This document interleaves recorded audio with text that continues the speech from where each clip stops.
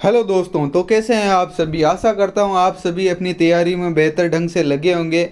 आप सभी की तैयारी को बेहतर बनाने के लिए मैं लेके आया हूं इंग्लिश 5 मिनट सुपर कॉन्सेप्ट की क्लास, जिसमें आप इंग्लिश के डे बाय डे कॉन्सेप्ट सीखेंगे और अपनी इंग्लिश को डे बाय डे बेहतर करेंगे। उसी सिलसिले में आज सेकंड क्लास है। सेकंड क्लास में हम सेकंड कॉन्सेप्ट के बारे में डिस्कस करेंगे। पहले कॉन्सेप्ट के बारे में डिस्कस कर चुके हैं, सेकंड कॉन्सेप्ट के बारे में बात करते हैं। तो चलो चलते हैं। नाउन सीरीज चल रही थी। नाउन का पहला कॉन्सेप्ट मैंने करा दिया है। सेकंड कॉन्सेप्ट की बात करते हैं। सेकंड कॉन्सेप्ट आज कराने वाला हूँ। सेकंड कॉन्सेप्ट है कुछ नाउन्स का उपयोग सिंगुलर और प्लूरल दोनों के रूप में किया जाता है। मतलब आप इससे कैसे, आपको ज़्यादा समझ में नहीं आया होगा। जैसे कि कुछ नाउन्स का उपयोग सिंगुलर और प्लूरल दोनों के रूप में किया जाता है। मतलब कि वो सिंगुलर में भी सेम रहती है और प्लूरल में भी सेम रहती है। उसके साथ सिंगुलर वर्ब भी लगा सकते हैं, प्लूरल वर्ब भी लगा सकते हैं। ठीक है। अब इसके बारे में आप ऐसी भाई आपको क्यूरियोसिटी होगी कौन कौन सी ये है भाई, ऐसी नाउन कौन कौन सी हम भी देखें। तो भाई देख लेते हैं कौन कौन सी नाउन है। सबसे पहली है शिप। शिप हो गया, डियर हो गया, एयरक्राफ्ट हो गया, ऑफ स्प्रिंग। ऑफ स्प्रिंग का मतलब होता है संतान। इसका मतलब किसी भाई को मतलब नहीं पता है तो इसका मतलब होता है संतान। सीरीज हो गया, इनिंग्स हो गया, स्पीशीज। स्पीशीज का मतलब होता है प्रजाति। इसका मतलब होता है प्रजाति। प्रजाति से हम इसे समझते हैं। ये भाई अपनी नाउन है। ठीक है, जो सिंगुलर और प्लूरल दोनों में सेम रहते हैं। कि भाई यार हमें तो भाई एग्जाम्पल से समझ में आएगा, ऐसे बताने से तो हमें समझ में आएगा नहीं। कि भाई आपने तो भाई नाउन बता दी, ये नाउन है, ये सिंगुलर ऐसे ऐसे रहती है। ठीक है, हमें भाई एग्जाम्पल दे के समझो। एक बार इन्हें याद कर लीजिए, रिपीट कर लीजिए।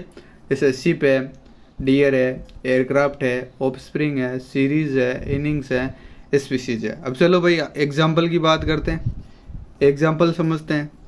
जैसे पहला एग्जाम्पल है ship are useful for us. Ship हमारे लिए यूजफुल है। इसमें क्या दिया है, आर लिखा हुआ है। ठीक है, कोई सेकंड सेंटेंस पढ़ो। Ship is useful for me.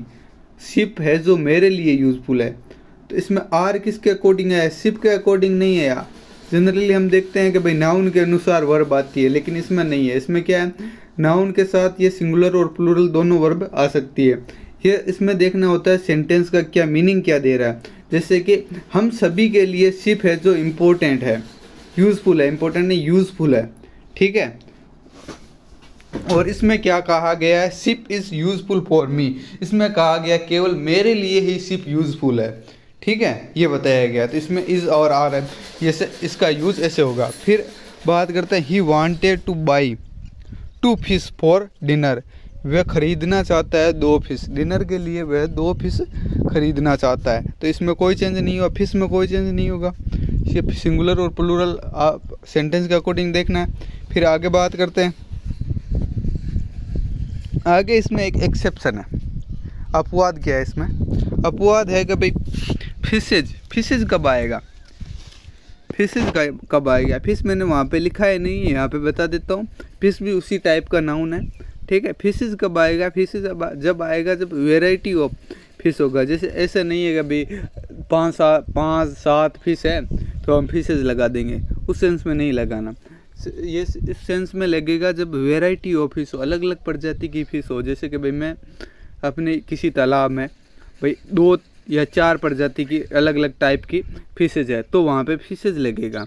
ठीक है, यदि मेरे पास एक ही प्रजाति की फ़िश है, तो वहाँ पे ओनली फिश लगेगा। जैसे इस एग्जांपल में मैंने बताया, there are many fishes in my aquarium जहाँ पे फिशेज रखी जाती है, कांच का बॉक्स होता है ना, उधर जहाँ पे फिश रखी जाती है उसे एक्वेरियम कहा जाता है।